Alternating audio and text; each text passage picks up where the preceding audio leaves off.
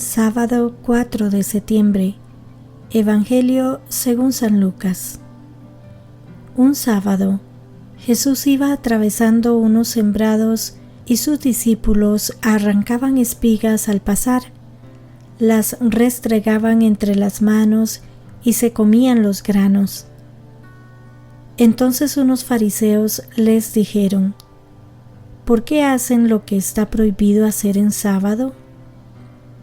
Jesús les respondió: ¿Acaso no han leído lo que hizo David una vez que tenían hambre, él y sus hombres? Entró en el templo y tomando los panes sagrados que solo los sacerdotes podían comer, comió de ellos y les dio también a sus hombres. Y añadió: El Hijo del Hombre también es dueño del sábado. Palabra del Señor. Gloria a ti, Señor Jesús. Reflexión. Hermanas y hermanos, miren la diferencia. Desde los inicios, la Iglesia contempló el domingo como el gran día, Pascua semanal, día de la resurrección de su Señor. Y sacó las consecuencias. Es día de alegría, de festejos y de descanso.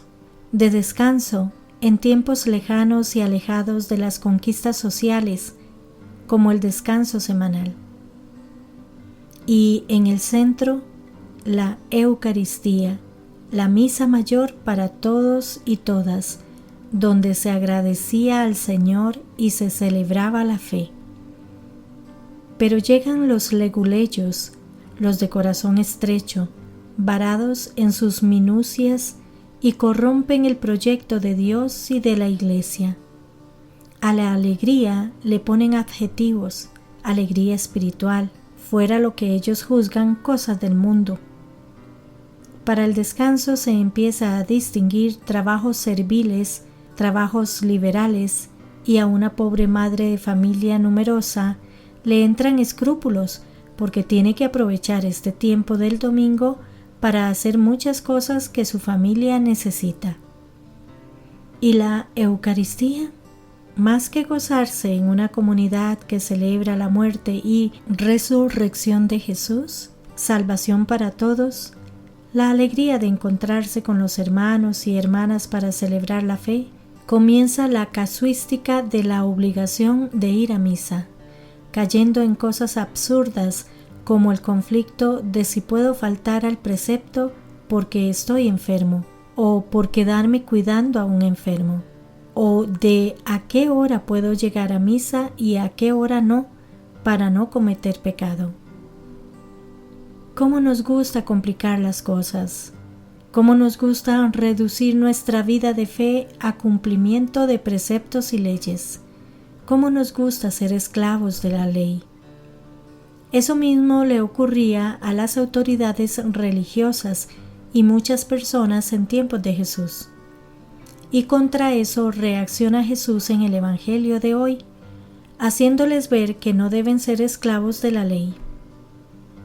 El precepto de guardar el sábado se había institucionalizado en tiempo del exilio en Babilonia. Era uno de los elementos fundamentales para conservar la identidad del pueblo y para vivir su fe en el Dios de Israel. El descanso sabático era un precepto en que el fiel judío no solo descansaba, sino que dedicaba cada instante a la gloria y alabanza de Dios. Pero no se hizo el hombre para el sábado, sino el sábado para el hombre. Dios no quería imponer un yugo cruel sobre su pueblo. Sin embargo, a través del tiempo, los sacerdotes y escribas habían envuelto ese precepto en una maraña casuística y legal. No se podía hacer nada que no estuviera permitido.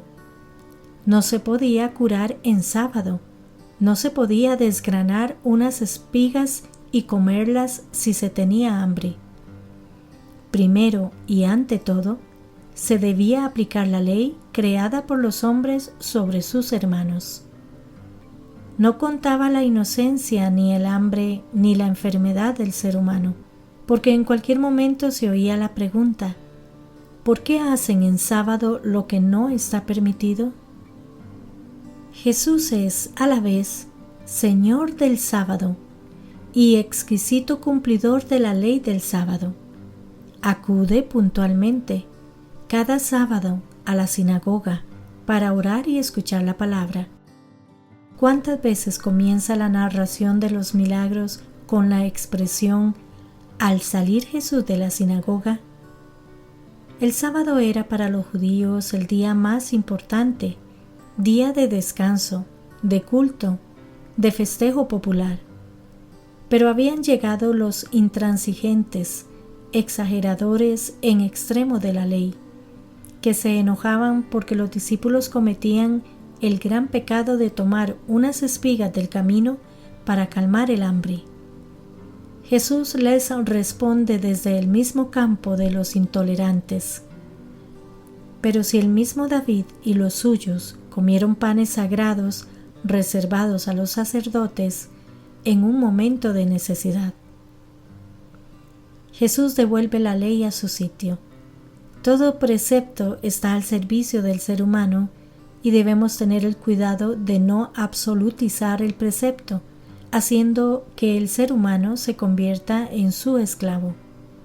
Nuestra relación con Dios, nuestra vida de fe, debe vivirse en libertad. En el cumplimiento de la ley debe buscarse siempre el bien del ser humano. Cuidemos el cumplimiento de los preceptos, respetemos la ley, conservemos la tradición. Pero huyamos de las exageraciones particulares que maltratan al ser humano para el que fue constituido el precepto.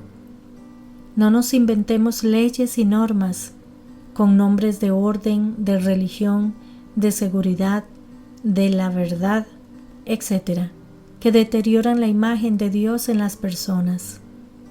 Que la ley no devore al ser humano. Que Dios les bendiga y les proteja.